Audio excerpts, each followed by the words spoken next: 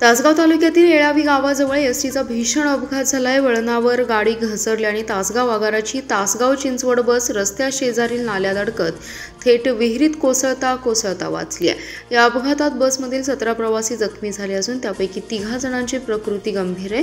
ही घटना मंगळवारी दुपारी 1च्या दरम्यान कराड तासगाव रस्त्यावर घडली आहे। जखमी झालेल्यांमध्ये श्वेता मानकर तासगाव, प्राजक्ता मानकर तासगाव, सुमन जाधव पुणे, मनीषा शिंदे तासगाव, रायसिंग पाटील तासगाव, रेश्मा माळी तासगाव, राणी सुतार पाटण, पूजा माळी तासगाव, योगिता भोकरे कराड, अनिल मिरजकर तासगाव, सीताराम खाडे तासगाव, शालन माळी तासगाव, संदीप माळी तासगाव, मनीषा पवार धनगाव, रविराज लोकरे कराड, शोभा मंडले मिरज व अनुराधा सातपुते तासगाव यांचा समावेश आहे।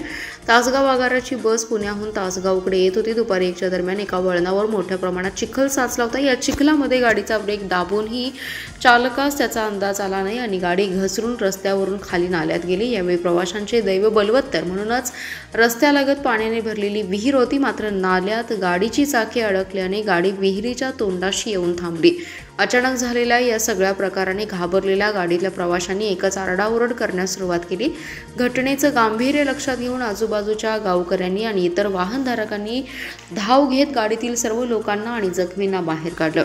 गाडीतील जखमींना तात्काळ प्राथमिक आरोग्य केंद्रात उपचार करून सोडण्यात आलं, तर उर्वरित 3 गंभीर जखमींना सांगली येथे उपचारासाठी पाठवण्यात आले।